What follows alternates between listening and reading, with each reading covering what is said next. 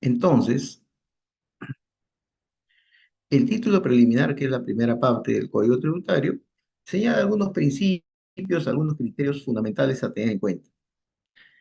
En la norma 1 dice, este código establece los principios generales, instituciones, procedimientos y normas del ordenamiento jurídico tributario. Entonces tenemos aquí lo que en este primer título preliminar vamos a manejar lo que son los principios, procedimientos y normas generales. Y dentro de eso hay que entender en esta primera parte qué cosa es tributo y en qué se divide el tributo.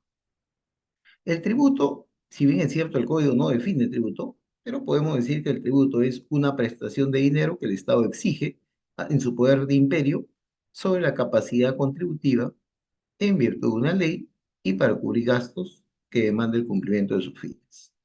Entonces, aquí la idea es tributo, es una prestación de dineraria. El Estado te exige, ¿a quién? A ti, a mí, a los ciudadanos. ¿Por qué? Porque tiene un imperio, tiene un poder que le hemos conferido nosotros, ¿no? ¿Y en base a qué nos exige? En base a nuestra capacidad contributiva, en base, se puede decir, a nuestro nivel de ingreso, vamos a llamarlo, ¿no? ¿Y cuál es el vínculo que me conecta a pagar el tributo? La ley. A través de la ley me exige a pagar el tributo, a través de la ley me obliga a pagar. ¿Para qué? Para cubrir los gastos que demanda el cumplimiento de los fines del Estado, que puede ser salud, educación, ¿no? Transporte, infraestructura, etcétera. El Código Tributario entonces señala, esto sí señala el código, que el tributo se divide en tres. Se divide en impuestos, contribuciones y tasas. Muy importante. El tributo se divide en tres: impuestos, contribuciones y tasas. Impuesto es un tributo cuyo pago no origina una contraprestación directa. Yo pago el impuesto y no recibo nada a cambio directamente. No recibo nada a cambio directamente. No espero recibir tampoco nada. Ejemplo, usted paga el impuesto de la renta y se entiende que su dinero estará siendo usado para un fin social, ¿no? De repente, imagínate si hiciéramos seguimiento a tu dinero, cosa que no se hace, pero diríamos que está siendo usado para una carretera allá en la Amazonía peruana. Ejemplo. No tiene nada que ver. De repente nunca vas a ir a ese lugar y nunca conoces, entonces no hay una contraprestación directa. Es el caso de los impuestos de renta, IGB, ITAN, etcétera, ¿no? Impuestos. Contribución. Aquí en contribución podríamos decir que hay un tema potencial en el caso de contribución. Es un tributo que tiene como hecho generador los beneficios derivados de obras públicas o servicios estatales. Cencico, Senati son contribuciones, ONP es salud, ¿no? Son contribuciones conocidas. Ejemplo de Senati. Senati es contribución, ¿por qué? Porque yo contribuyo al Senati como empresa, me refiero, como empresa industrial. Imagínate, una empresa textil está obligada a pagar Senati, ¿no? Al Estado. ¿Para qué? Para que ese dinero se use como parte del dinero que se invierte para la capacitación o formación de los jóvenes de Senati en la labor textil, entre otras funciones. Entonces, ¿hay un beneficio directo? No, pero potencial sí, porque hay una entidad que está formando operarios, vamos a decirlo, que yo los puedo contratar después, personas que ya están formadas. Entonces, hay operarios que se están formando para la empresa. Ahora, puede ser que yo no contrate a nadie de Senati, puede ser, pero el beneficio está ahí, potencialmente está ahí, ¿correcto? Que yo puedo contratar mano de obra con cierta capacitación para mí. Entonces, esas son las contribuciones. Y la tasa ya es, se puede decir, bajamos un poquito más y la tasa ya hablamos de algo directo. Yo pago por algo que efectivamente me dan. Ejemplo, se te perdió tu DNI, vas a sacar un duplicado. ¿Qué haces? Pagas una tasa en el Banco de la Nación, en la RENIEC. ¿Para qué? Para tener el documento, el DNI, ¿no? Ejemplo, ese es un ejemplo de tasa, ¿no? Se paga por un trámite, por un documento, por algo específicamente que lo necesitas o que te va eh, beneficiar individualmente. Ya está más individualizado. Es lo opuesto al tributo. Por el tributo no recibo nada a cambio, en la tasa sí recibo a cambio lo que estoy pagando, ¿no? Estoy pagando para algo y eso me debe dar. Entonces, los tributos se dividen en impuestos, contribuciones y tasas. Las tasas, a su vez, se dividen en arbitrios, derechos y licencias. Eso es lo que nos dice el código. Arbitrios, derechos y licencias. Ahora, ¿qué son los arbitrios? Para dar un mayor énfasis aquí en el tema de tasas. Arbitrios son tasas, obviamente, que se pagan por la prestación de un mantenimiento de un servicio público. Ejemplo, lo que se paga en arbitrios a la municipalidad, ¿no? Distrital. Derechos. es aquello que se paga por la prestación de un servicio administrativo o uso o aprovechamiento de bienes públicos. Por ejemplo, lo que hemos hablado hace un momento es un derecho, ¿no? Lo que se paga a la RENIEC, lo que se paga a registros públicos para obtener una copia, hacer una copia literal de un inmueble o la copia literal de la empresa, también es un derecho. O lo que se paga por un derecho, por un permiso de pesca en una empresa, ¿no? O se paga un derecho minero para tener acceso a una cantera, etcétera. Licencia. ¿Licencia de cosa es la obtención de autorización? Por ejemplo, ¿autorización para qué? Licencia de funcionamiento, licencia de construcción, licencia de demolición, etcétera. Muy bien, entonces hay que distinguir, recuerden, los tributos se dividen en impuestos, contribuciones y tasas, y las tasas se dividen en arbitrios, derechos y licencias. Muy bien, fuente del derecho tributario. Derecho tributario se nutre, se encuentra sustentado en disposiciones constitucionales, en tratados, que tenemos, por ejemplo, ahí los CDIs, ¿no? Los convenios de doble imposición, leyes, leyes orgánicas, decretos supremos, que son normas reglamentarias, jurisprudencia, resoluciones de SUNAR y doctrina jurídica. Principio de legalidad y reserva de ley, muy importante. Principio de legalidad, ¿qué significa? Que solo por ley se puede crear, modificar y suprimir tributos. No te olvides que el tributo es como que alguien, vamos a hacerlo así, abre tu billetera, tu cartera y te saca un billete. Eso es un tributo. ¿Y quién puede hacer eso? El Estado, a través de una ley, nada más. Por eso se habla de un principio de legalidad. Una ley puede hacer eso, decir que parte de tu patrimonio, ¿no? Contribuyas con el Estado. Una ley. ¿Y qué significa reserva de ley? Quiere decir que esa ley que estamos hablando debe contener en su interior elementos fundamentales. Ejemplo, debe decir cómo se genera el hecho, cómo se genera el tributo, cuál es la base de su cálculo del tributo, cuál es la alícuota o tasa, quién es el acreedor, quién va a recaudar, quién es el deudor, agente de retención o percepción, entre otros. Obviamente, a través de la ley también se conceden exoneraciones, beneficios, ¿no? Se norman procedimientos. A través de la ley se definen infracciones y sanciones. Ese punto D muy importante. La ley es la única que puede sancionar, que establece la infracción y la sanción, la ley, nadie más, no el reglamento, no el decreto supremo, ¿no? La ley o el decreto legislativo, que es el equivalente a ley, como dice arriba, en la primera línea. La ley o el decreto legislativo, que es su equivalente, nada más. Todas las demás normas infralegales no pueden establecer infracciones y sanciones. Dación de exoneraciones. Un punto importante es que,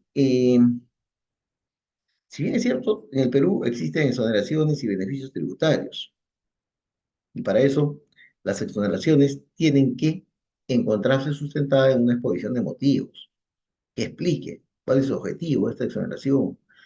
La exoneración también que se otorga, que puede otorgar el Estado, debe ser acorde a la política fiscal que tiene el Estado. ¿A qué me refiero? A la política, por ejemplo, que tenemos contra la informalidad, a la política que tenemos de presión tributaria, ¿no? De recaudación, etc. El articulado de la propuesta debe señalar de manera clara el objeto de la medida, los sujetos beneficiarios y el plazo de vigencia, el cual no podrá exceder de 3 años. O sea que la exoneración para el Código Tributario es como un máximo de 3 años. Si bien es cierto, en la práctica hay exoneraciones que van más de 3 años, sí, pues obviamente que sí. Son casos que están ahí, generalmente que han pasado esta barrera, pero que, digamos, por la naturaleza misma, se le ha considerado mayor a ese tiempo. De ahí dice, para la aprobación de la propuesta legislativa se requiere informe previo del Ministerio de Economía y Finanzas. Toda norma que otorgue exoneración, incentivo o beneficio será de aplicación a partir del 1 de enero. Muy bien. Las normas tributarias rigen desde el día siguiente de su publicación en el diario oficial, salvo disposición contraria. Las leyes referidas a tributos de periodicidad anual rigen desde el primer día del siguiente año calendario. No nos olvidemos la vigencia, ¿no? UIT. La OIT es el valor de referencia, ¿no? Que está siendo utilizado por las normas tributarias para determinar bases imponibles, deducciones, límites, entre otros, ¿no? Actualmente la UIT es 5.150, ¿no? Y la norma 16 del código. ¿Qué significa la norma 16 que a veces hemos escuchado? La norma 16 trata tres temas, en realidad. Trata calificación, elusión y simulación, como su título lo indica. Ahora, claro que se le llama norma antielusiva, le dice, no, claro, lo más importante se puede decir es la elusión aquí, claro, obviamente. Pero recuerda que también trata calificación y simulación. ¿Y dónde está calificación? En el primer párrafo. ¿Ya? ¿Y dónde está simulación? En el último párrafo de la norma. Y todo lo que está en el medio es elusión. ¿Ya? Así es. Ahora, ¿y qué significa ilusión? En términos simples, que sería lo más relevante acá. Es cuando se evite, total o parcialmente, el hecho imponible. El contribuyente evita que nazca el hecho imponible, no quiere que nazca el tributo. Y para eso va a recurrir a ciertas operaciones medias inusuales, vamos a llamar, ¿no? Con la finalidad de evitar que nazca el tributo. ¿No? Esa es la idea. Que nazca el tributo o, si es que nace, que salga por un monto menor. ¿No? Bien, y evita todo el tributo o evita parte, ¿no? Esa es la idea de lo que busca una ilusión. No quiero que nazca, entonces hago artimañas, hago artificios para que eh, no nazca la operación, ¿no? Y logro mi objetivo, pero haciendo operaciones sucesivas y lo que llaman la norma operaciones impropias, impropias, ¿no? Muy bien. Y si SUNAT descubre esto de aquí, SUNAT aplicará la norma que siempre hubiera correspondido a la operación. Es decir, va a aplicar la norma de lo que normalmente iba a hacer y en base a eso calculará impuestos. Bueno, aquí hay alguna pregunta, vamos a tener algunas preguntas en el desarrollo de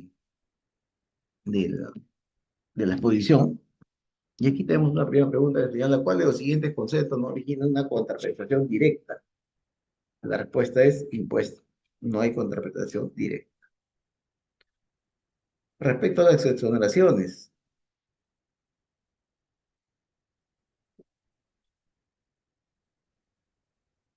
incorrecto sería que se da por que no debe exceder 4 años, incorrecto, 3 años. ¿Ya? Marca de respuesta incorrecta, respuesta a la UIT. La UIT no puede ser utilizada para aplicar sanciones. Incorrecto, porque sí puede ser utilizado. Si usted presenta declaración jurada fuera de fecha, la multa es, o fuera de plazo, es una UIT. ¿Correcto? Bueno, sigamos con el Código Tributario, entramos al libro primero, obligación tributaria. Toda norma contiene una hipótesis y un mandato. Hay una hipótesis en la norma y si se cumple esa hipótesis, se genera el tributo. Eso que quiere decir aquí. Es como decir, hay un presupuesto de hecho, el texto de la norma, si yo hago lo que dice la norma, entonces estaría naciendo la obligación tributaria, ¿no? Y la obligación tributaria se entiende que tiene cuatro escenarios, cuatro aspectos, ¿no? Cuando yo hablo de obligación tributaria o que están haciendo una obligación tributaria, quiere decir que se deben cumplir estos 4 puntos. Aspecto subjetivo, ¿a quién le grabamos? Aspecto material, ¿qué grabamos? Aspecto temporal, ¿cuándo o en qué momento se graba? Y aspecto espacial, ¿dónde se graba esa operación? Si se cumple esta hipótesis en estos cuatro escenarios, dará origen a que esa hipótesis se convierta, deje de ser hipótesis y se convierta en un hecho real, en un hecho imponible, que da origen a un vínculo entre un sujeto pasivo y un sujeto activo, lo que llamamos el nacimiento de la obligación tributaria. Bueno, el sujeto pasivo debe tributar a favor del sujeto activo. Entonces, la obligación tributaria podemos definirlo como el vínculo entre el acreedor y el deudor tributario establecido por ley que tiene por objeto el cumplimiento de una prestación tributaria, ¿no? La obligación tributaria es lo que vincula al acreedor SUNAT con el deudor tributario y que tiene por objeto una prestación. Y esto de acá es exigible coactivamente, ¿no? Si es que no se paga. ¿Cuándo nace la obligación tributaria? Cuando se realiza el hecho de la ley. Si la ley dice que el IGB grava la venta de bienes en el país, entonces si yo soy una empresa y vendo bienes, estaría haciendo nacer el IGB. Cuando se realiza el hecho de la ley, ¿no? ¿Qué más tenemos aquí? Elementos de la obligación tributaria. Y aquí tenemos acreedor, contribuyente, responsable, ¿no? Vamos a ver esos aspectos. Primero, exigibilidad. La deuda tributaria es exigible cuando debe ser determinado por el deudor tributario desde el día siguiente al vencimiento. Por ejemplo, el IGB de enero se paga ¿cuándo? En febrero. ¿Qué día me toca pagar? O ¿cuál es la fecha máxima? Vamos a imaginar, 20 de febrero, correcto. La fecha máxima es 20 de febrero, entonces el tributo es exigible, el IGB sería exigible, en mi ejemplo, a partir del día siguiente, a partir del día siguiente del vencimiento. ¿Ya? O sea, a partir del 21 de febrero ya sería exigible.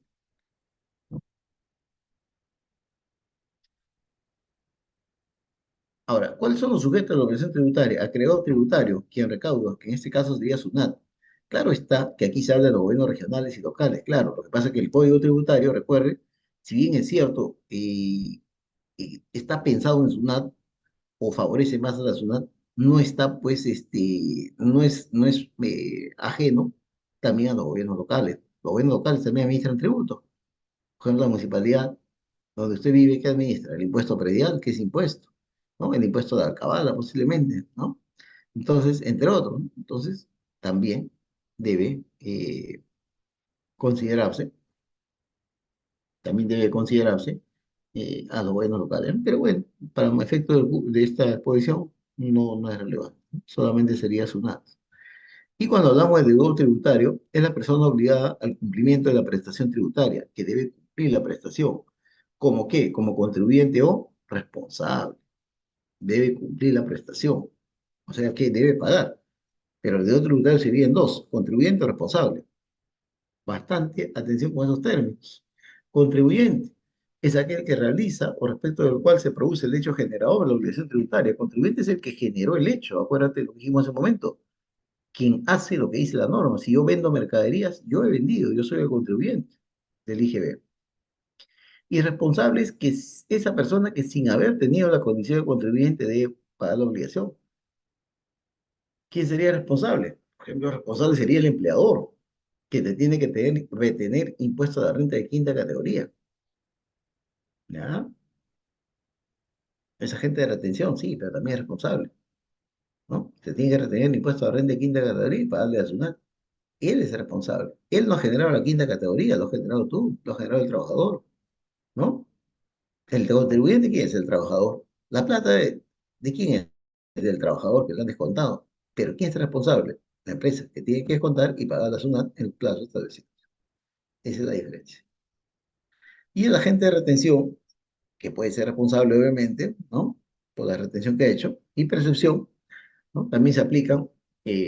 Por ejemplo, ahí tenemos que recordar lo que es retención de IGB, operación de IGB, ¿no? Claro. Retención, no pago completo, me quedo con una parte y lo pago a la SUNAT, ¿no? Percepción, eh, cobro un poco más. Si la factura dice 1000, le cobro 1020 y eso 20 para la SUNAT. Muy bien. Preguntas aquí. Es aquel que realiza o respecto del cual se produce el hecho generador, dice acá, de la obligación tributaria. La pregunta corresponde a contribuyente. Es el que hace el hecho generador, el que genera contribuyente. ¿Qué más tenemos aquí? Eh, Dice, es aquel que sin tener la condición de contribuyente, o sea, no es contribuyente, debe pagar, debe cumplir con pagar.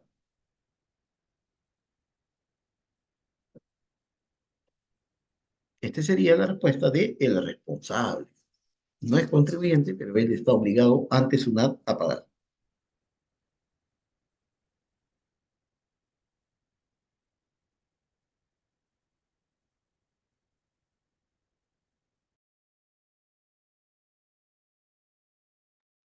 Sigamos, el domicilio y responsables tributarios ahora. En el tema del domicilio, hay que tener claro la diferencia entre domicilio fiscal y domicilio procesal. Domicilio fiscal es el que está en tu ficha RUT. Es el domicilio fiscal, que es generalmente lo das cuando lo escribes, cuando te inscribes en el RUT, ¿no? Es el domicilio fijado en el territorio nacional para todo efecto tributario, domicilio fiscal. que generalmente coincide con el lugar donde realiza esa operación. El domicilio procesal es aquel domicilio que solamente aparece, se puede decir, o puede aparecer, mejor dicho, en un procedimiento. Puede aparecer si el contribuyente decide que aparezca, ¿no? Por ejemplo, ¿y cuáles son los procedimientos? Reclamación, apelación, cobranza coactiva, no contencioso, ¿no? Por ejemplo, entonces el contribuyente dice, bueno, yo tengo un tema de reclamación con SUNAT y el caso lo está llevando un estudio de abogados, entonces quiero poner para este recurso de reclamación en específico, toda notificación de este recurso de reclamación, quiero considerar como homicidio procesal la dirección física electrónica del estudio de abogados, para que ahí reciban todo y ya no me lo envíen a mí en el caso concreto de esa reclamación, domicilio procesal. Luego tenemos responsables. Responsables es un tema importante. Y hemos puesto la parte más relevante, se puede decir, de responsables, ¿no? El artículo 16. Responsables tiene bastante en el código, ¿no? Están obligados a pagar los tributos y las obligaciones formales en calidad de representantes con los tributos que administren o que dispongan las siguientes personas. O sea, ¿quién está obligado a pagar? Los padres, tutores y curadores de los incapaces, ya. El 2 es importante, los representantes legales y los designados por la persona jurídica, ¿no? Los administradores o quien tenga la disponibilidad de los bienes de los entes colectivos, los mandatarios, administradores, gestores de negocios y albaceas, y los síndicos, interventores, liquidadores. Entonces, el punto 2 me importa. Representantes legales y los designados por la persona jurídica. Pero el representante legal debe pagar la deuda de la persona jurídica. La respuesta es no, no es tan fácil. El contribuyente, no te olvides que primero está el contribuyente y el contribuyente es el que debe pagar. Ahora, ¿el responsable podría pagar de manera solidaria? Sí, podría. Pero para eso, el código nos dice, en los casos 2, 3, 4, existirá responsabilidad solidaria cuando ese representante legal o gerente, por dolo, negligencia grave o abuso de facultades, deje de pagar deudas tributarias. Solo en ese caso. ¿Y qué significa que actuó con dolo ese gerente, con negligencia grave o abuso de facultades? Significa que la empresa, durante el periodo que él fue gerente, incurrió en alguno de estos supuestos. Ejemplo, no lleva contabilidad, o tiene la condición de no habido, o emite más de un comprobante igual, no se encuentra inscrito ante SUNAT, o anota en sus libros o comprobantes por montos distintos a lo que está en el documento, obtiene notas de crédito negociables o devoluciones que no le corresponden, emplea bienes o productos que gocen de exoneración, ¿no? En actividades distintas que corresponden, elabora o clandestinamente bienes bajo la sustracción de controles fiscales, entre otros, ¿no? La lista es amplia, ¿no? Entonces, omite más de un trabajador en planilla, se acoge al nuevo RUS cuando no le corresponde, ¿no? Al RE o al MIPE, y no le corresponde. No presenta la declaración prevista de beneficiario final o sea sujeto de norma 16. Entonces, basta una causal bien sustentada para que SUNAT diga en este caso hubo dolo, negligencia grave o uso de facultades del gerente, y en consecuencia no le voy a cobrar derecho a la defensa primero, le abre un procedimiento para establecerle como responsable solidario. Si es que es una gana ese procedimiento, que puede ser largo, recién el gerente podrá pagar o podrá aplicarse contra el gerente embargos para cobrar. Mientras tanto, no. Entonces, ese es el procedimiento. Diríamos que el responsable solidario, si bien esto es un tema relevante, pero es la excepción, ¿no? Lo ideal es que pague el contribuyente, ¿no? Y esa es la idea. Entonces, esto aquí se aplica en casos muy contados, ¿no? Muy contados. Muy bien, ¿qué más tenemos aquí? Una pregunta, dice, respecto a domicilio fiscal y procesal es incorrecto, dice. Es incorrecto que cuando las personas jurídicas no fijen un domicilio fiscal, la SUNAT no puede presumir un domicilio. Falso. Si no tiene domicilio o no ha registrado, SUNAT presume un domicilio y ese lo considera su domicilio fiscal, ¿no? Ese es el tema, ¿no? Sí puede presumir domicilio. No son responsables solidarios, dice aquí, de la deuda en calidad de representantes, los accionistas. La respuesta, claro, no somos. O sea que yo tengo una acción de la empresa Bacus y ya soy responsable solidario. ¿O ser accionista? No, eso no está en ninguna parte. no constituye un supuesto de dolo para aplicar responsabilidad solidaria. ¿Cuál sería acá? Suspender temporalmente actividades. Lo demás sí conllevan a responsabilidad solidaria.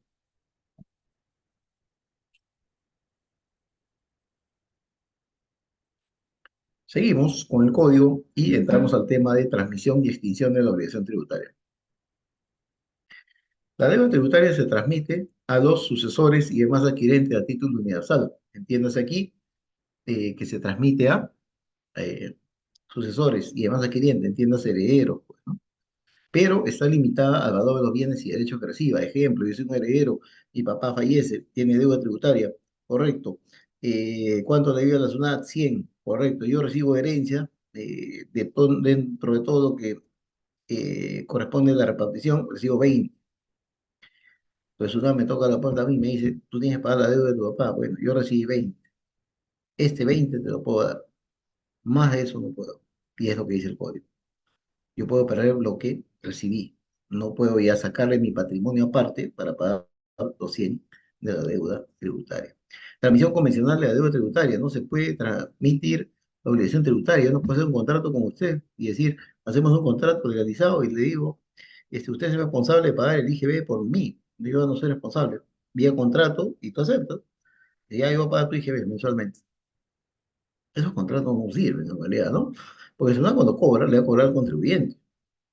¿No? Y el contribuyente va a decir, pues, no, pero yo he hecho un contrato con fulano y fulano tiene que pagar, pues. No, te va a decir, ese contrato no es válido para mí, porque no se puede transmitir la obligación tributaria a un tercero. La obligación tributaria lo paga el contribuyente, ¿no? El deudor tributario, contribuyente, responsable, ¿no? Digamos, ¿qué compone la deuda tributaria? La deuda tributaria compone tres cosas, ¿no? El tributo, las multas y los intereses moratorios. Eso es deuda tributaria. Seguimos. ¿Y cómo se extingue esta deuda tributaria? La primera forma sería pagando, que es lo más obvio, ¿no? Pagando. Y cuando pagas, ¿dónde se imputa? Primero al interés y después al impuesto. Si debes IGB, primero el pago, se imputa el interés y de ahí al impuesto. ¿Ya? Según cómo cubre, ¿no? Y el interés moratorio corre desde el día siguiente, pues. Si hoy venció, a partir de mañana ya estamos comenzando el interés moratorio, ¿no?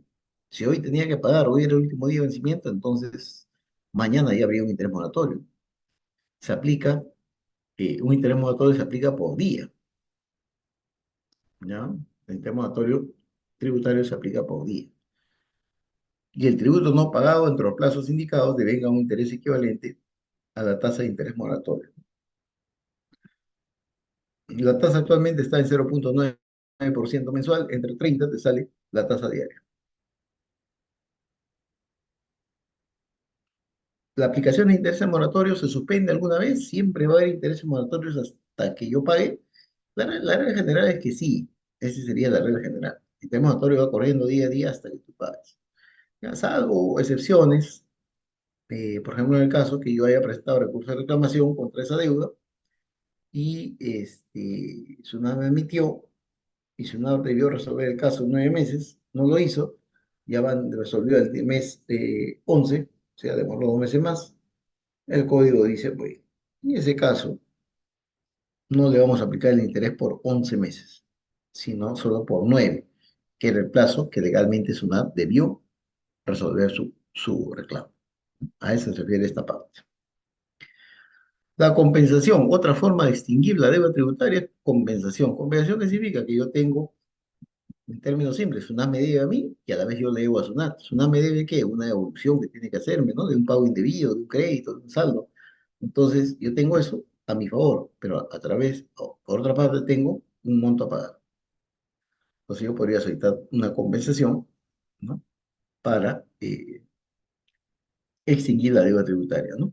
De impuesto de renta tengo crédito y quiero compensarlo contra IGB, ¿no? Así es.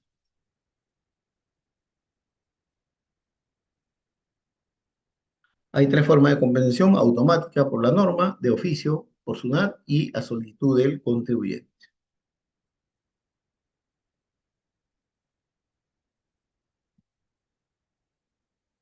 Condonación es cuando, pues, te perdonan la deuda, ¿no? que no ocurre mucho en realidad, ¿no? No hay perdón de deuda. Y consolidación es cuando el acreedor y el deudor se fusionan, vamos a imaginar, y se pierde, pues, la individualidad de cada uno, ¿no? Podemos decir una consolidación. Segundo.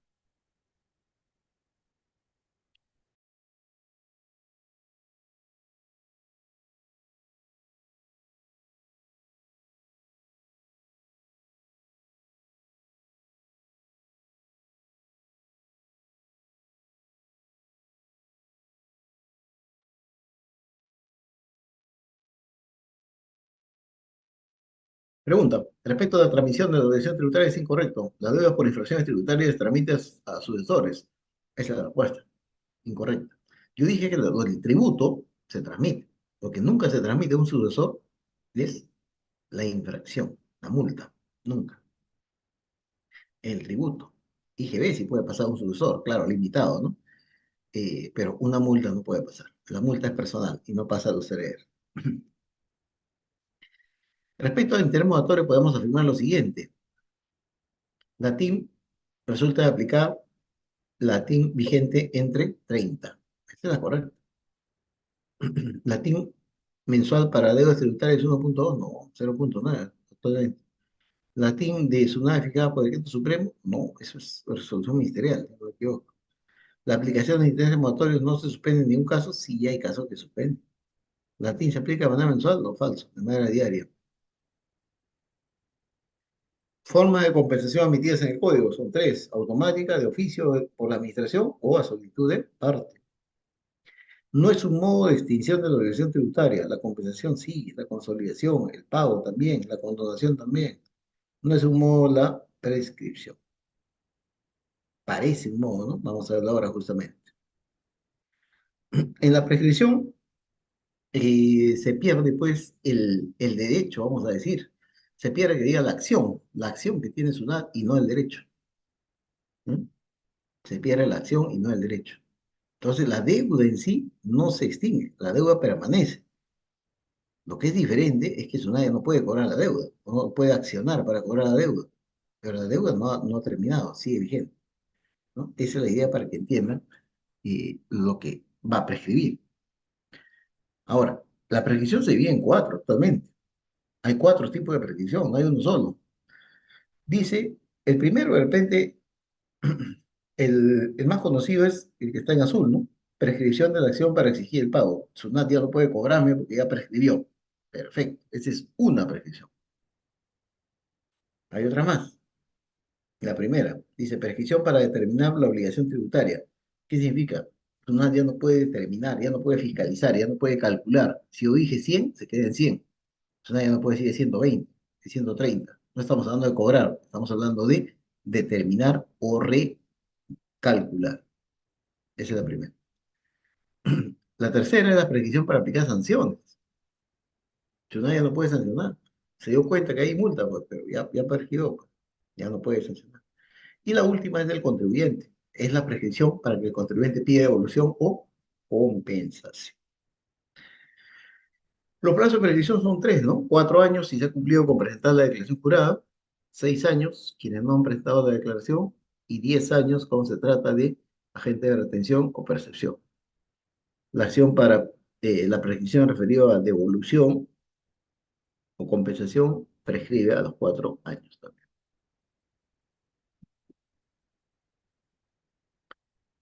Cómputo de plazo de prescripción, todos los cómputos inician siempre el 1 de enero siguiente a la fecha de vencimiento.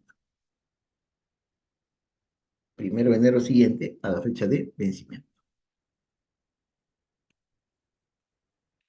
Ahora, brevemente, interrupción de prescripción. ¿Qué significa la idea de interrupción de prescripción?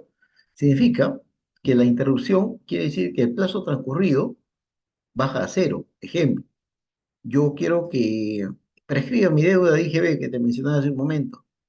Entonces estoy contando, pues, ¿no? Me han dicho 4 años. Ya, muy bien. Voy 2 años y medio y ocurre una de estas causales que están aquí. Quiere decir que se interrumpe la prescripción. O sea, los 2 años y medio que han pasado baja a cero. y nuevamente inicia el cobro. Así es. Eso significa una interrupción de prescripción. ¿Y qué significa una suspensión de prescripción? Suspensión es que si estábamos en 2 años y medio, si ocurre una de estas causales, se para ahí, paramos el reloj ahí y no continúa, pero se ha quedado en 2 años y medio.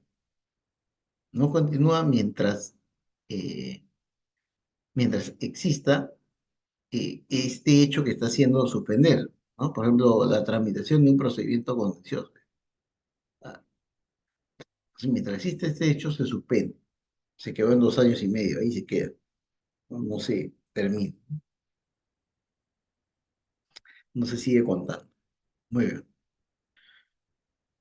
Declaración de la prescripción. La prescripción solo puede ser declarada por el deudor. El deudor pide la prescripción.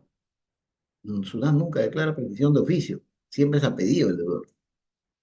Momento en que se puede oponer prescripción. La prescripción puede oponerse en cualquier estado de procedimiento administrativo judicial. O sea, puedes oponer ante fiscalización, en reclamación, en apelación, en demanda contenciosa, poder judicial, etc. Si pagas el tributo que está prescrito, no hay derecho a devolución. ¿Por qué no hay derecho a devolución? Fácil, yo te dije, la deuda no se ha extinguido, la deuda permanece. Y el ciudadano no lo puede cobrar, es otra cosa. Entonces, si tú has pagado voluntariamente, has pagado una deuda que existe y es real. Por eso no hay devolución. Pregunta, dice, en relación a los plazos de prescripción es incorrecto. La acción para solicitar la devolución, compensación, 6 años, no, 4. Esa es la incorrecta. En relación al cómputo de plazo de prescripción es incorrecto. La prescripción tributaria del IGB del periodo diciembre de 2020 comienza a computarse a partir del 1 de enero de 2021. Parece correcta la respuesta. Es incorrecta. ¿Por qué? Porque, recuerda, el IGB del periodo de diciembre de 2020, ¿cuándo vence? En enero. Vence, digamos, el 20 de enero. Ahí venció el IGB. Ahí venció. Entonces, si ahí venció el IGB, ¿correcto? Si ahí venció el IGB,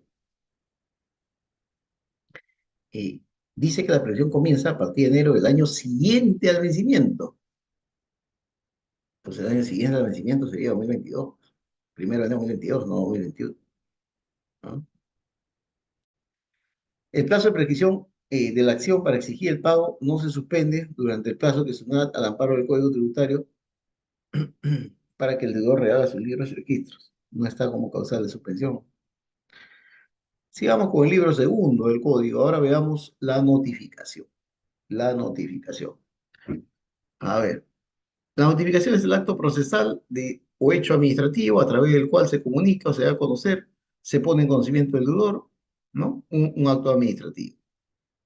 Y lo importante aquí es ver formas de notificación. La primera forma se llama correo o notificación por correo certificado o por mensajero. Viene a tu casa, toca tu puerta y te notifica. Y hay dos posibilidades ahí. Con acuse de recibo, quiere decir que sale una persona, recibe la notificación, firma todos los cargos, se identifique con su DNI, normal, cordialmente, y acabó. Es la más correcta, ¿no? No hay problema.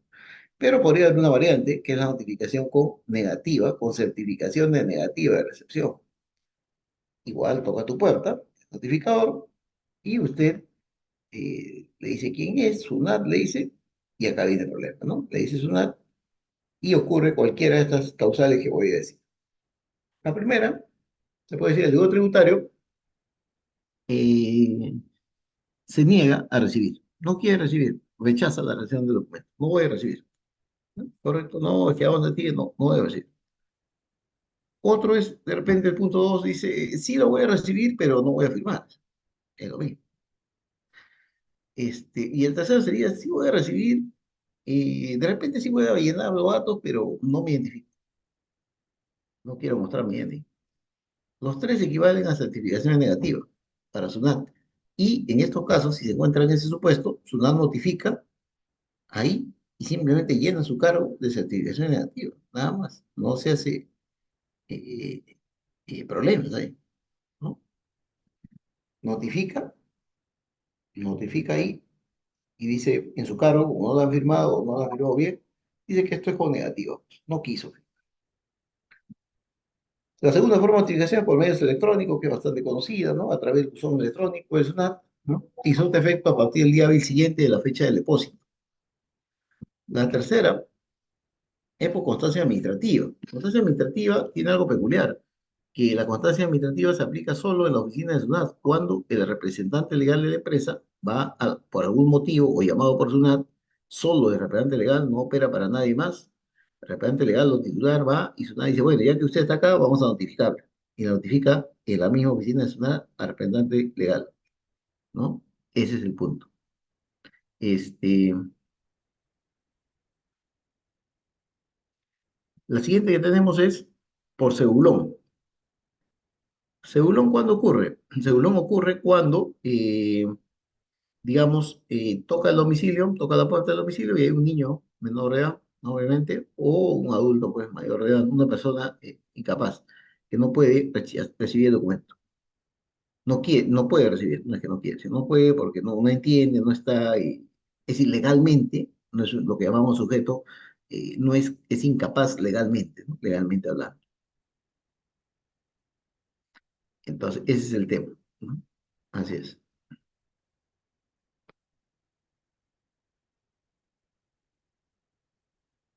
Incapaz legal. Entonces, ¿qué hacemos ahí? No puedo decir que me ha rechazado. El niño no puede rechazar la notificación, pues, porque es menor de edad, no se entiende que no la está rechazando. Tampoco le va a pedir que firme su DNI, tampoco, ¿no? Entonces, si la persona no es una persona capaz de recibirlo, o si el domicilio estuviera cerrado, ¿qué hace el notificador? Saca de su folder que tiene, saca su sticker de cedulón, lo pega en la puerta, llenando primero los datos, pone notificación por cedulón, pega en la puerta un sticker que indica que se ha efectuado una notificación y echa bajo la puerta, bajo la puerta, el sobre con los documentos, ¿no? Eso es lo que corresponde.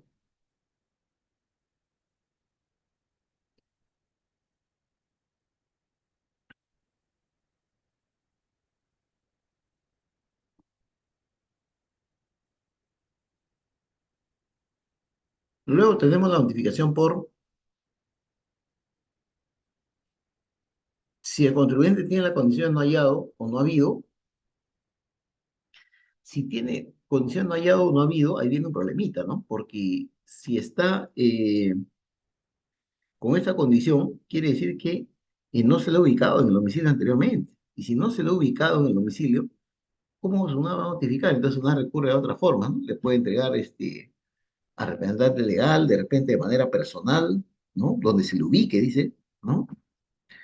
A representante legal ya lo buscamos, donde se le ubique, mediante publicación en la página web, en el Diario Oficial del Peruano, o por sistema de comunicación electrónica, ¿no? Entonces tiene otras alternativas a la zona, porque ya no va a ir al domicilio fiscal. Y otro concepto importante de notificaciones es la notificación tácita. Notificación tácita, ¿qué quiere decir? De repente vamos a imaginar que la notificación se hizo mal. Digamos, tocaron la puerta, abrió un niño, y el notificado dijo negativa de recepción. Ahí no hay negativa, pues. El niño no se niega. Al ser menor de edad no se puede negar. Entonces, y su notificación notificó, marcó, dijo en su cargo de notificación, dijo negativa de recepción. Falso, incorrecto, mal notificado. ¿No? Debió ser cedulón. Ya, bueno, pero digamos quedó así. Pero resulta que a la semana el contribuyente presenta un escrito a la SUNAT y le dice, he recibido la notificación tal, ¿no? Y hace su descargo, ¿no? De lo que ha recibido. Y adjunta todavía la notificación. Entonces una dice, un ratito acá, mi notificación fue mal hecha, pero él está con su escrito, está dejando constancia de que sí tiene conocimiento de la notificación, de que sí lo leyó, que sí ha leído y ya se ha enterado del tema. Entonces, opera la notificación tácita. Entonces, si bien es cierto, mi primera notificación ha sido mal hecha, cuando él presente el escrito de respuesta, se considera notificado en esa fecha. Esa es la notificación tácita. Cuando él presente el escrito, siempre pregunta cuál es la fecha de notificación, cuando él presenta el escrito. Esa es la fecha que lo recibo. Es la fecha en la cual él me da a conocer que tiene conocimiento, que ha leído el escrito, que ha leído la notificación de SUNAT y que está respondiendo. ¿Cuándo surte efecto la notificación? Surte efecto al partir del día hábil siguiente de recibido, pero hay excepciones que pueden surgir de manera inmediata. Por ejemplo, una de esas es medidas cautelares. De embargo, son inmediatos. Pregunta, si el notificador es atendido por un niño menor de edad, debe aplicar cedulón. La respuesta es que debe aplicar cédulón. ¿Ya?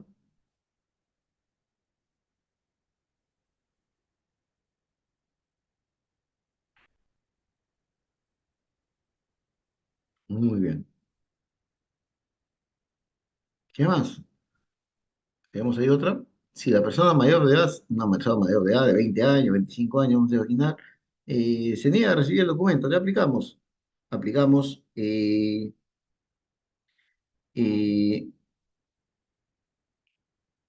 certificación de negativa, porque esa persona es una persona capaz que debió recibir.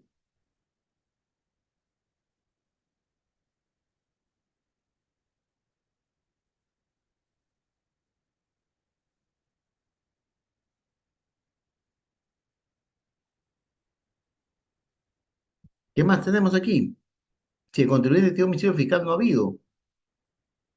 Si tiene no ha habido, SUNAT ya no va a ir a su domicilio. Entonces, si ya no va a su domicilio, no puede haber acuse. No puede haber acuse de recibo, ¿no? No puede haber acuse. Eh, no puede haber acuse ahí. ¿Por qué acuse? Para que haya acuse tiene que ir al domicilio y no va a ir porque no ha habido. Eh, ¿Cuál de las siguientes notificaciones surte efecto de manera inmediata? Notificación de una medida cautelar, por ejemplo, un embargo. Procedimientos tributarios, vamos a los procedimientos. Dentro de los procedimientos tenemos cuatro que vamos a hablar rápidamente. Fiscalización, cobranza coactiva, tenemos el contencioso que involucra reclamación y apelación y tenemos el no contencioso. Veamos entonces. Primero vamos con fiscalización. Mediante la fiscalización dice el código que la SUNAT comprueba la correcta determinación de la obligación tributaria. Claro, así es, la correcta determinación de la obligación tributaria, ¿no? A través del código se determina esto. Pero esa correcta determinación que hace la SUNAT, ¿no? Que vuelve a hacer, lo va a hacer en uso de sus facultades, que vamos a ver hace un momento, ¿no? Que tiene bastantes facultades, ¿no? Para llevar a cabo su fiscalización. Muy importante, ¿qué cosa no es procedimiento de fiscalización? Muy importante esto de aquí. Una cosa es el procedimiento de fiscalización y otra cosa son actuaciones que hace también la SUNAT, su área de fiscalización. Por ejemplo, ¿no? Por ejemplo, usted alguna vez ha ido al sur de Lima, ¿no? Y el control de SUNAT al sur de Lima está en Pucusana, de vehículos. Ese personal que está ahí, verificando camiones, podemos imaginar, corresponde al área de fiscalización, ¿sí? Pero ¿acaso se está abriendo un procedimiento ahí de fiscalización en la calle, en la carretera? No, es una actuación de verificar, ¿no? Que sí puede generar multas, obviamente, ¿eh? Sí, puede generar comisos, sanciones, sí, pero no es un procedimiento de fiscalización. Otro, las cartas inductivas, que llevan bastantes. ¿Es procedimiento de fiscalización? No es, repito, no es procedimiento de fiscalización. Es una actuación que la SUNAT hace para generar, pues, digamos, que el contribuyente subsane, corrija, ¿no? Y pague, ¿no? Las omisiones que haya tenido. Pero no es procedimiento de fiscalización. ¿Por qué es importante? Porque el procedimiento de fiscalización está regulado. Y encima hay un reglamento del procedimiento de fiscalización. Y ese reglamento alcanza solo a lo que es procedimiento de fiscalización, no alcanza a las otras actuaciones que la SUNAT tiene. La facultad de fiscalización y la facultad de sancionatoria son discrecionales. En ese sentido, el SUNAT va a optar siempre por la mejor decisión administrativa en aras de promover y cautelar el interés público. ¿Ya? Esa es la idea, ¿no?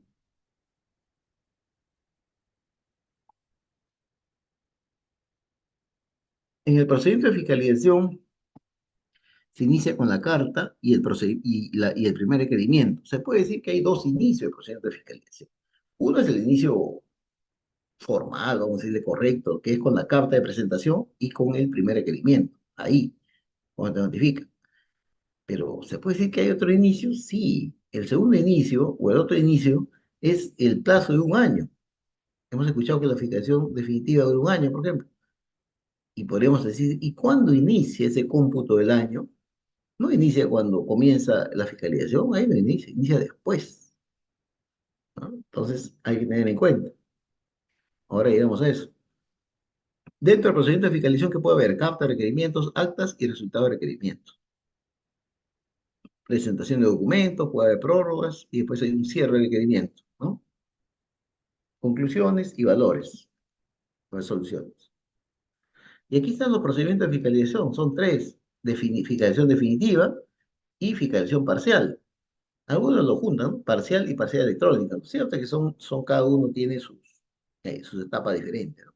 La fiscalización parcial y la parcial electrónica, ¿no? Eso podemos decir que son tres procedimientos, o dos si quiere llamarlo, la parcial se divide en parcial normal y parcial electrónica, ¿no? Lo mismo, eso es procedimiento. Todo lo que no está aquí en esos tres quiere decir que no son procedimientos, son actuaciones, son controles que hace SUNAT, que está bien, está correcto, lo hacen sus facultades, pero no son procedimientos. ¿Y en qué me diferencia un procedimiento de otro? Fácil, el procedimiento termina, uno, el procedimiento está regulado, tiene un reglamento de procedimiento, ¿no? Dos, todo procedimiento de fiscalización termina necesariamente en una resolución de determinación, que me dice cuánto debo, o si no debo nada, me dirá cero, no debe nada.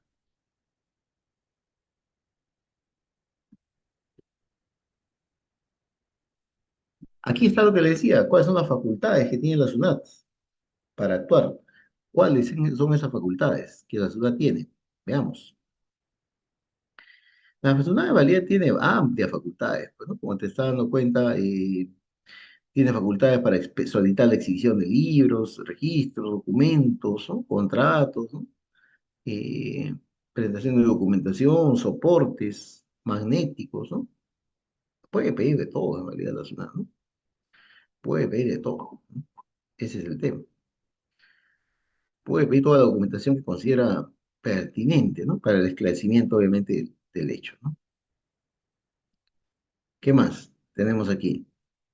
Información de terceros, puede pedir comparecencia. Sigue la lista acá. Puede efectuar control, tomas de inventario, de activos fijos, arqueos de caja. Puede movilizar libros, practicar inspección en locales cerrados, requerir el auxilio de la fuerza pública, solicitar información de técnica de peritajes, dictar medidas para erradicar la evasión, dice acá. Muy bien. Puede solicitar información sobre precio de transferencia, etcétera, etcétera. Las facultades que tiene son bien amplias. Y hay otras facultades que también las tiene, pero lo hace con autorización judicial, o sea que tiene que pedir necesariamente autorización al juez para que le concedan esta facultad, ¿no? Y estas son las de practicar incautaciones del libro, para llevarse los libros, para hacer inspección en locales cerrados o domicilios particulares y solicitar información de operaciones pasivas, lo que llamamos el secreto bancario, ¿no? ¿Cómo se inicia la fiscalización? Dijimos que la fiscalización se inicia con la carta y el primer requerimiento notificado al deudor tributario. Y dentro de la fiscalización habrá otros documentos, cartas, requerimientos, resultados del requerimiento y actas. Eso es lo que hay dentro de la fiscalización.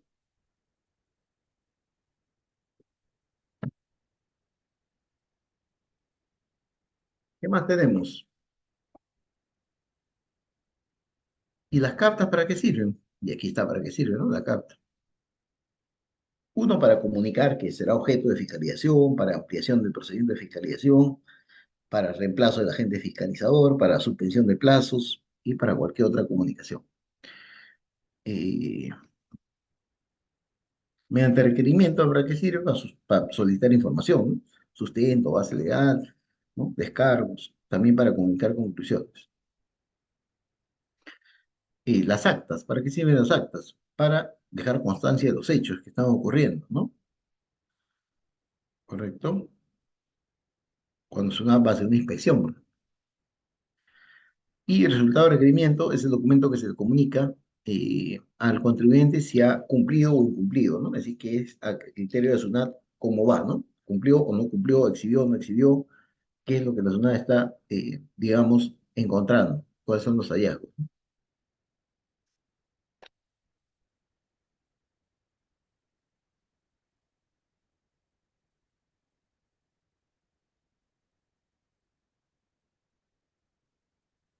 Ya, aquí hay una pregunta, Rosemary, me pregunta, me dice, excelente ponencia, gracias, Rosemary.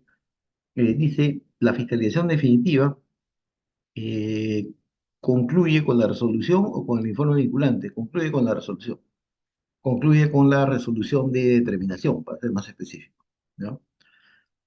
Ahora me parece que llegamos a eso. Sí. Te hablaba del plazo de la fiscalización definitiva de un año, ¿correcto? Se habla mucho que la fiscalización dura máximo un año. Pero ese año, de ahí, no pensemos que el año nace desde que Tsunami tocó la puerta primera vez hasta que Tsunami se va y nunca más viene, y todo eso es un año, falso. Un año, ese plazo que llama un año, es para ciertas cosas. Vamos a ver para qué sirve ese un año, ¿no? Que en realidad no pienses que va a ser un año, va a ser más generalmente, ¿no? Si Tsunami se tarda más de un año, se puede demorar un año y medio tranquilamente. Y dentro de ese año y medio está un año que te voy a explicar ahora. Un año significa que es el plazo que se computa a partir de la fecha, inicia ese plazo de un año a partir de la fecha en que el deudor tributario entregue la totalidad, muy importante eso, de la información y documentación que le fuera solicitada por SUNAT en su primer requerimiento. Claro. Entonces, al vencimiento del primer requerimiento, el deudor tributario, si presenta todo lo que le piden ahí, o lo que le corresponde que le piden, comenzó el plazo de un año. ¿Ya? Entonces usted dirá, pues un año y desaparece ya la fiscalización, es lo que todo tiene que acabar. Falso. ¿Para qué sirve ese año? Digamos que presenté todo, pasó un año. ¿Para qué sirve ese año? Vamos al último. Dice, una vez transcurrido el plazo de fiscalización, no se podrá notificar al deudor tributario otro acto en el que se requiera información. O sea, el año solo sirve para que SUNAT no me pida a mí, contribuyente, más información. Nada más. Para eso sirve un año. La SUNAT puede seguir pidiendo a terceros, ojo, información a terceros, a clientes, a proveedores, puede seguir. O la SUNAT puede seguir trabajando con la data, con la información que ya tiene. Sigue trabajando internamente, ¿no? ¿Correcto? Para eso es el plazo de un año. Simplemente para eso. No es para que termine todo. Ya. Ahora, y después inclusive puede mandar sus conclusiones a SUNAT. Me dice a mí, conclusiones ahora. Te envío mis conclusiones. No te pido información, pero te estoy enviando mis conclusiones, notificando, etc. Y tú inclusive podrías hacer descargos. No estás pidiendo documentación, podría hacer descargos.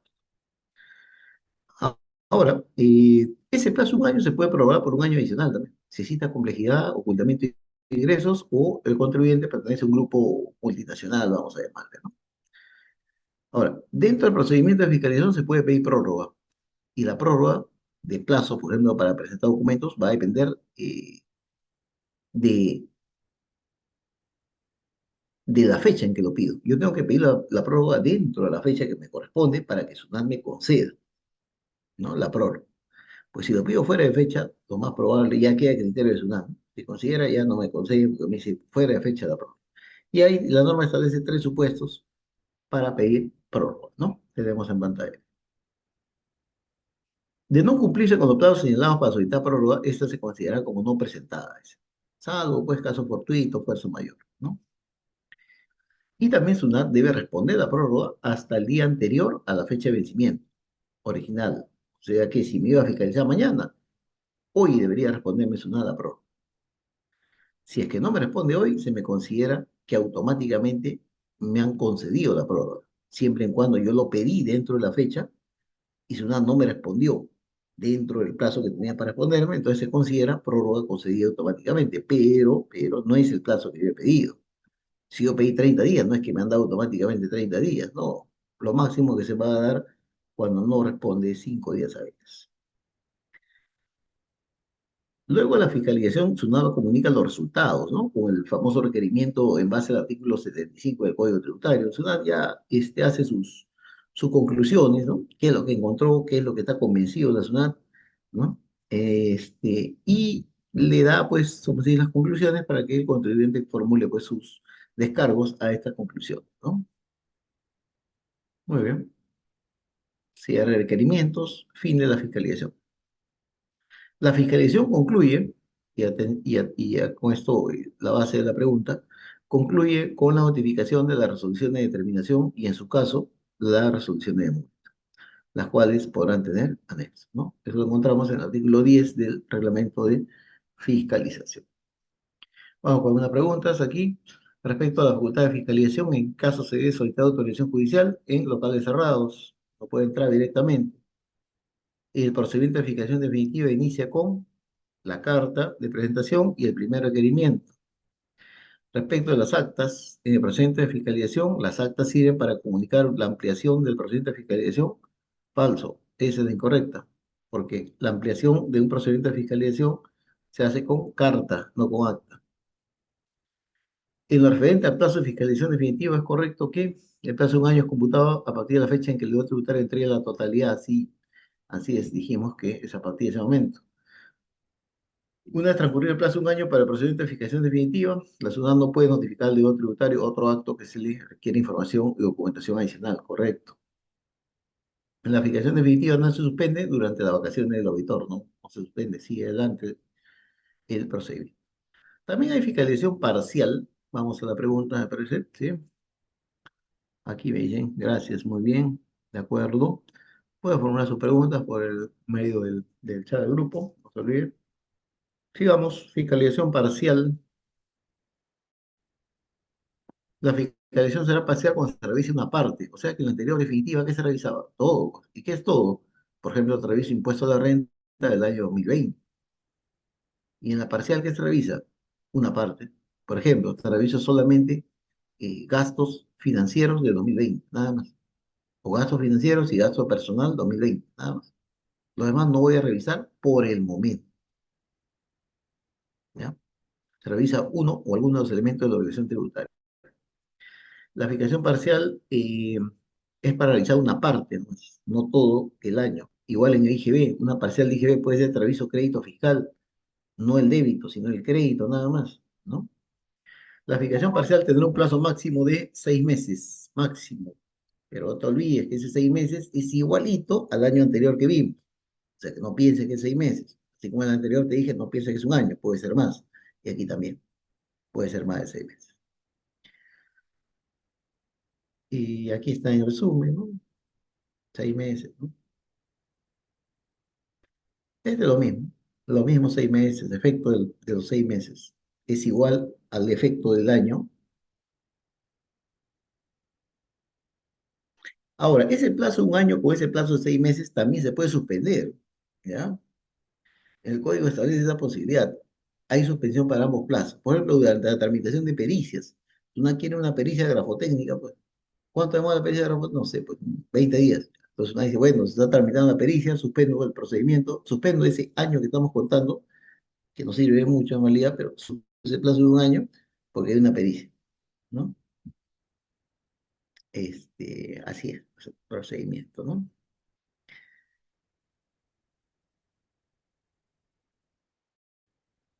Preguntas. Respecto a la fiscalización parcial, señale la incorrecta. Las cartas inductivas forman parte del procedimiento de fiscalización parcial. Incorrecto. Dijimos que las cartas inductivas no son ningún procedimiento.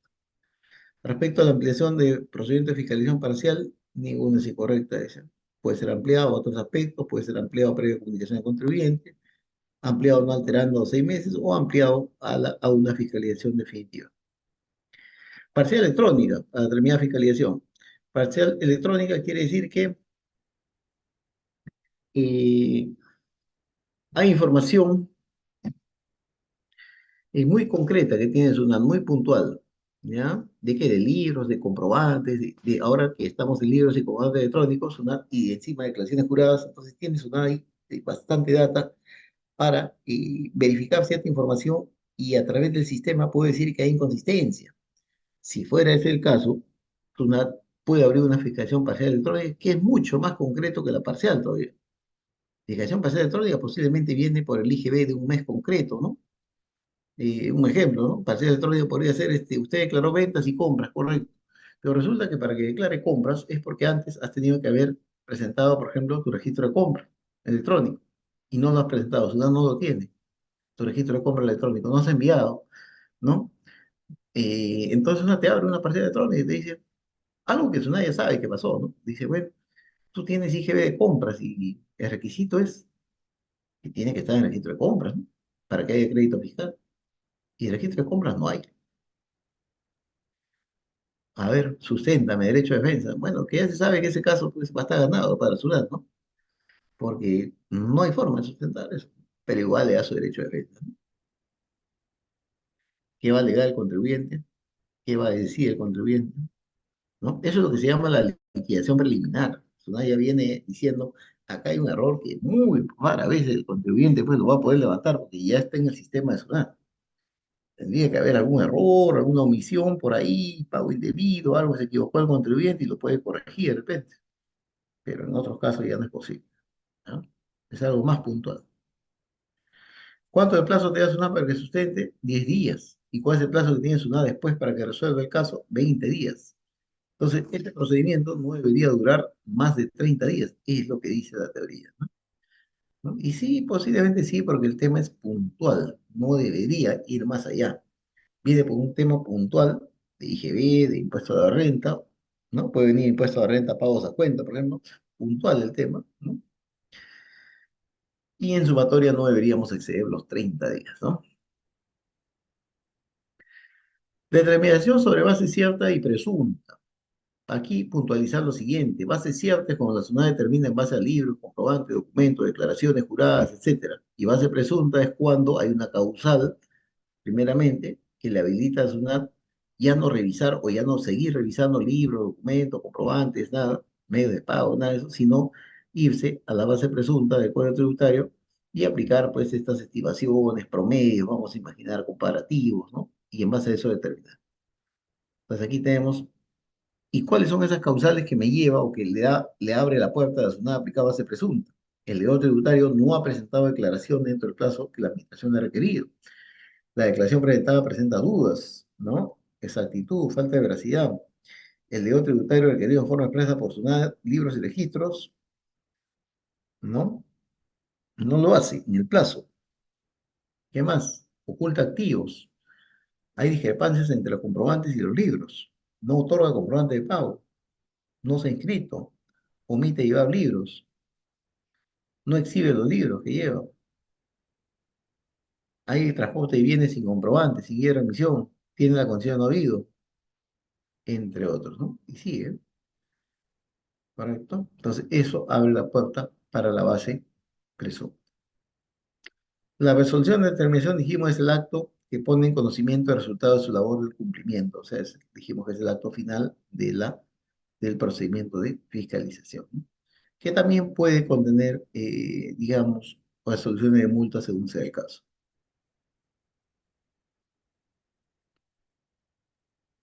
Respecto al inicio de fiscalización parcial electrónica, señala la afirmación correcta, se inicia el día hábil siguiente en que SUNAT deposita la carta de comunicación acompañada de la liquidación preliminar. El plazo máximo de la fiscalización parcial es 30 días hábiles. No puede ser prorrogado por 30 días adicionales. Falso. La parcial no se prorroga. La parcial electrónica no se prorroga. Se queda en 30 días hábiles. No es causal para que SUNAT utilice directamente el procedimiento de base presunta. Se verifique la infracción del 178 numeral 1, no es la causal, las demás sí son causales. Dejamos fiscalización y nos vamos al contencioso. El contencioso tiene dos etapas: reclamación y apelación. En reclamación y apelación interviene SUNAT en primera instancia, vamos a decir, y el Tribunal Fiscal en segunda instancia. Los medios probatorios admisibles en una reclamación o en una apelación son: uno, documentos; dos, pericia; tres, inspección; y cuatro, manifestaciones. Yo presento mi reclamo hoy día, sí, con todos los elementos probatorios posiblemente, sí, pero tengo 30 días hábiles más para ofrecer pruebas y actuarlas, dice el código. La facultad de reexamen, ¿qué significa? La facultad de reexamen significa que SUNAT, por ejemplo, puede volver a revisar lo que ha hecho fiscalización y en base a eso puede inclusive aumentar o disminuir el quantum de la determinación que ha hecho fiscalización. Entonces, sí existe una facultad de examen donde se puede meter el área de reclamaciones y mover la cifra de fiscalización. La reclamación propiamente, ¿quién lo interpone? El sujeto afectado. ¿Ante quién? En nuestro caso, ante SUNAT. ¿Qué se puede reclamar? Una resolución de determinación, de multa, una orden de pago, todo ello cumpliendo requisitos, obviamente, ¿no? Las resoluciones fictas, las resoluciones de comiso, resoluciones que resuelvan solicitud de devolución y resoluciones de pérdida de fraccionamiento. ¿Hay pago previo para interponer reclamación? No. En los casos de resolución de determinación y resolución de multa no requiere pago previo, siempre y cuando se presente dentro del plazo, que son el plazo normal de 20 días hábiles. Hay otros plazos que lo veremos ahora.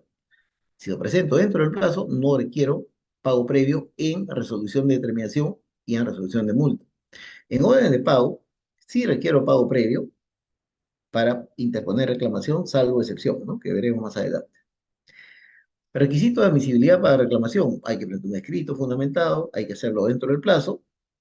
Y si estoy fuera de plazo, si estoy fuera de plazo, mi reclamo podrá ser aceptado siempre y cuando yo pague la deuda. Repito, si estoy fuera de plazo, mi reclamo va a ser aceptado solo si yo pago la deuda. Los plazos para reclamar son los siguientes. Plazo regular, 20 días hábiles. Si hablamos de resoluciones de sanciones de comiso, internamiento temporal de vehículos o cierre de establecimientos, 5 días hábiles. Y resoluciones ficta, denegatoria y devolución, plazo 45 días hábiles. Si lo hago, pues recuerda, si lo hace una fuera de plazo, por ejemplo, resolución de determinación fuera de plazo, tengo que pagar para reclamar. Si yo presento mi reclamo y no he cumplido algún requisito, SUNAT tiene 15 días hábiles para, no, SUNAT me va a notificar y me va a dar 15 días hábiles, si es, para que yo subsane, en casos normales. En los casos de comiso, interveniendo temporal, es 5 días hábiles para que yo subsane. Requisitos. SUNAT resuelve la reclamación normal en 9 meses, las reclamaciones sobre comiso, interveniendo temporal en 20 días hábiles, las reclamaciones sobre precio de transferencia en 12 meses y las fictas denegatorias de devolución en 2 meses. Importante que hay que presentar lo requerido por SUNAT. ¿A qué me refiero aquí? Que el 141 del Código Tributario, ¿no? Dice que si durante la fiscalización no se hubiera sido presentado o exhibido documentación, eh, eso ya no lo van a aceptar en etapa de reclamación. Eso dice el código. Claro que sobre esto hay interpretación, hay jurisprudencia, ¿no? Pero el código, ¿qué dice? Dice que si SUNAT ya pidió en fiscalización, por ejemplo, en fiscalización te pidió los estados de cuenta bancarios y no lo presentaste, si tu estado de cuenta bancario lo vas a presentar en reclamación, este artículo te dice que reclamación no debería aceptar o valorar esos medios probatorios, salvo que demuestres tú que la omisión no se generó por tu causa o que pagues el monto asociado a esos medios probatorios. Apelación.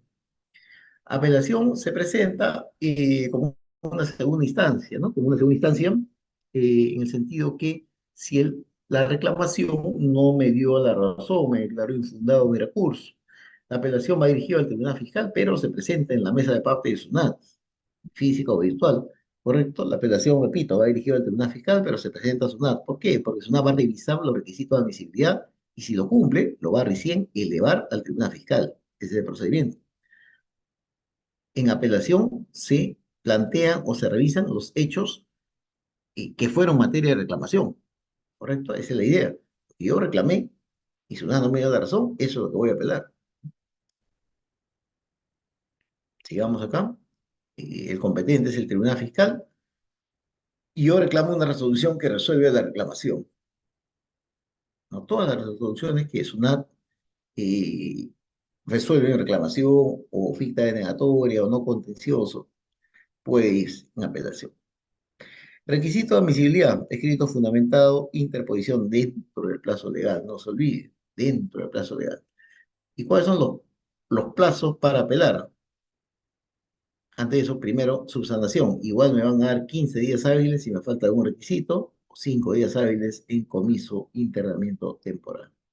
Plazos para apelar, 15 días hábiles para apelar, 30 días hábiles para plazo para apelar en temas de precio de transferencia, 5 días hábiles para apelar en sanciones de comiso, internamiento de vehículos, 20 días hábiles en apelaciones de puro derecho, 10 días hábiles en resoluciones que establezcan sanciones de comiso que sustituyan, ¿no?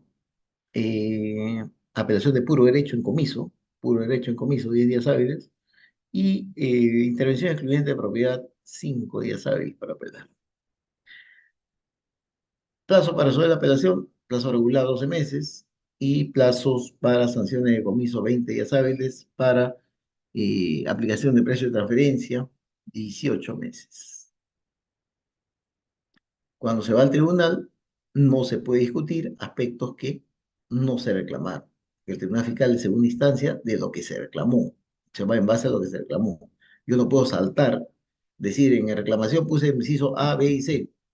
Ya, entonces vamos a apelar sobre el inciso A, B y C. Yo no puedo poner el inciso X o el tema X en apelación, porque el tema X no fue previamente materia de reclamación. Igual el Tribunal Fiscal dice que aquí no se admiten medios probatorios que no han sido presentados en las etapas anteriores. Pregunta, ¿cuál es el plazo para interponer recurso de reclamación? 20 días hábiles, no se olvide. No es un acto reclamable, no se puede reclamar. Resultado del requerimiento, no se puede reclamar. Lo que se reclama es lo que pone fin a la fiscalización, que es la resolución de determinación. ¿Cuál es el plazo para interponer recurso de apelación? Normal, 15 días hábiles.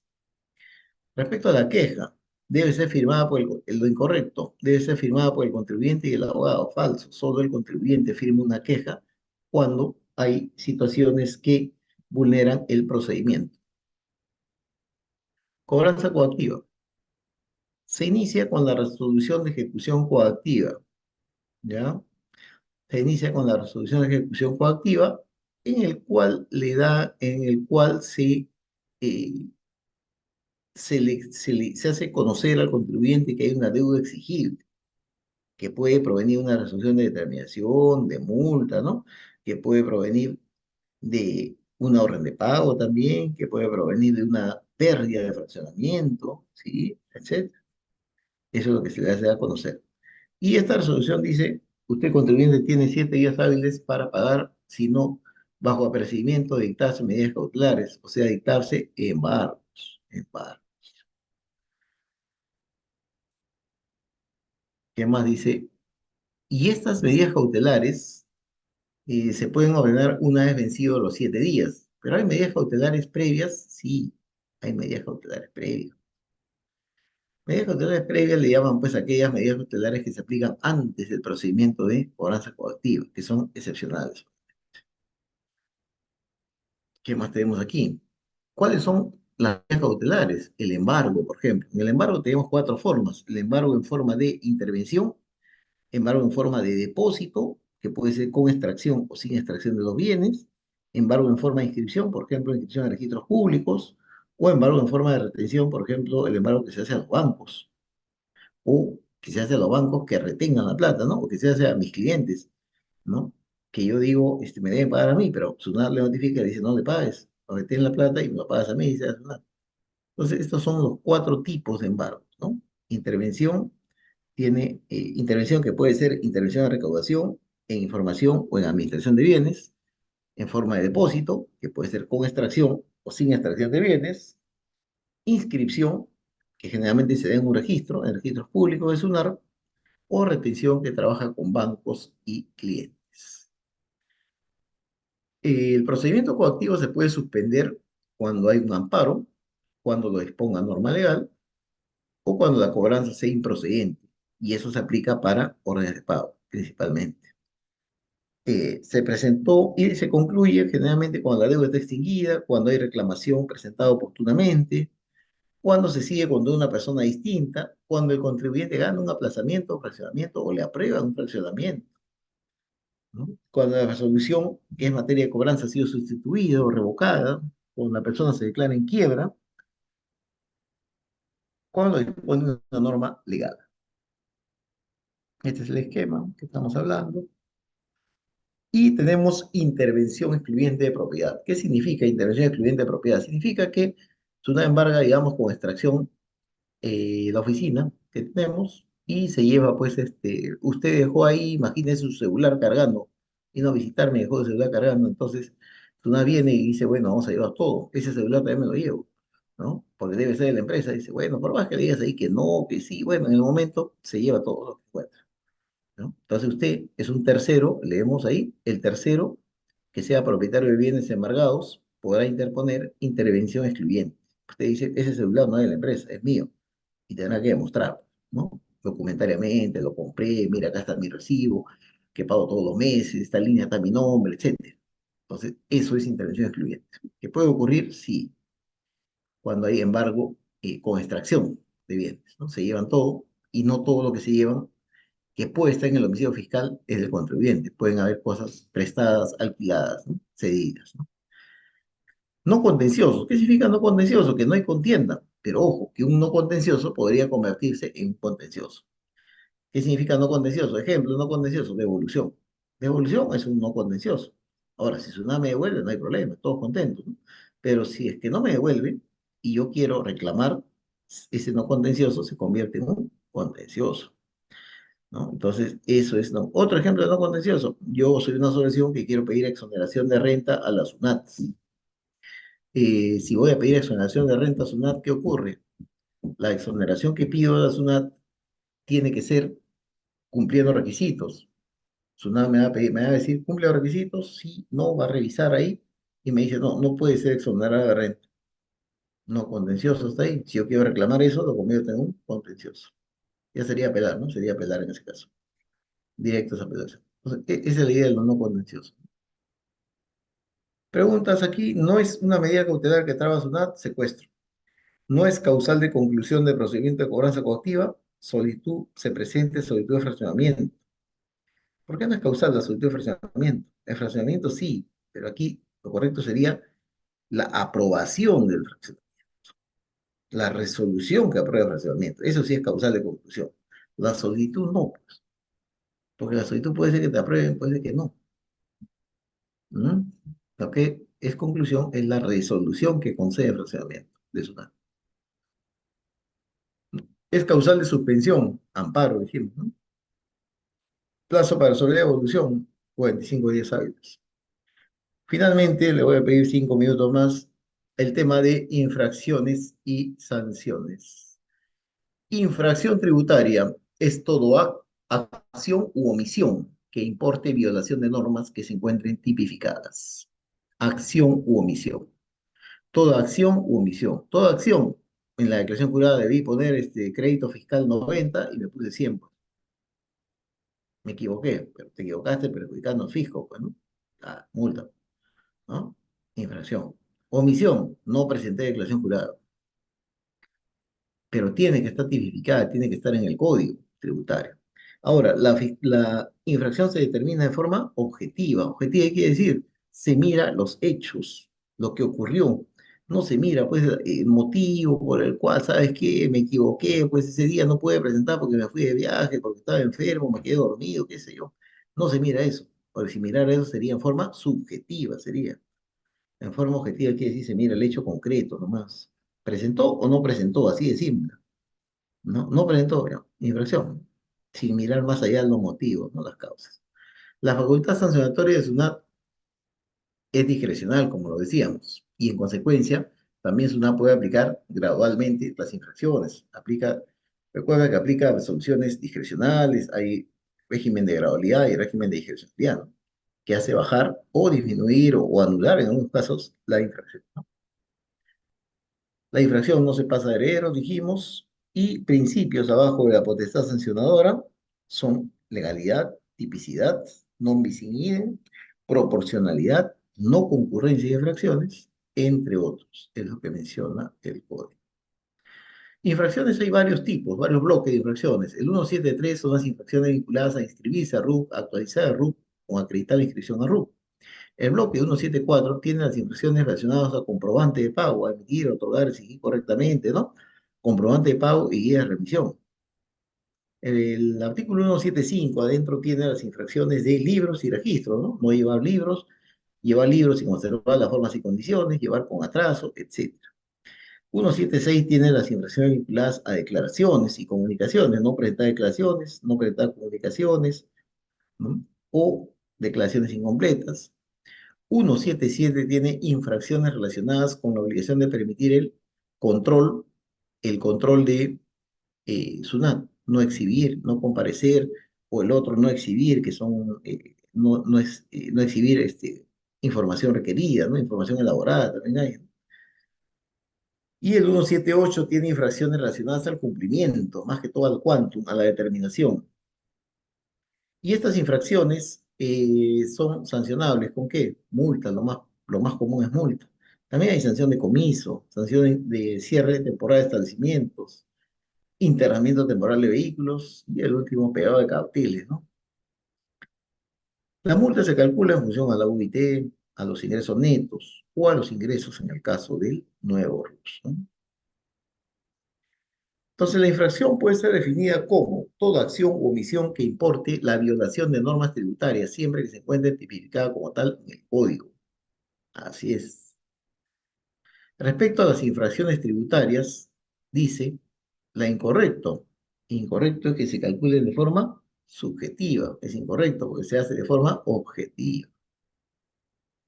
No es un principio de la potestad sancionadora. Según el código son legalidad, tipicidad, no homicidio, no proporcionalidad.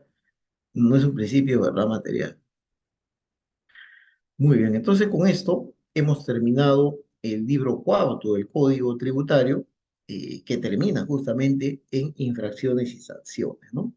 Hemos hecho un repaso general al Código Tributario y es importante pues que sigan revisando, ¿no? En vías al examen próximo, ¿no?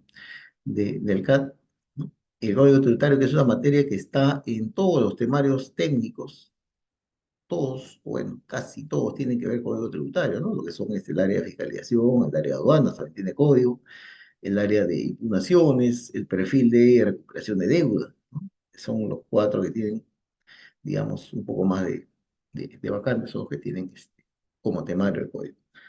Muy bien. Entonces, de mi parte y de la empresa agradezco su participación en esta sesión de código tributario, ¿no? También sus preguntas interesantes y esperamos pues encontrarnos en otra oportunidad, ¿no?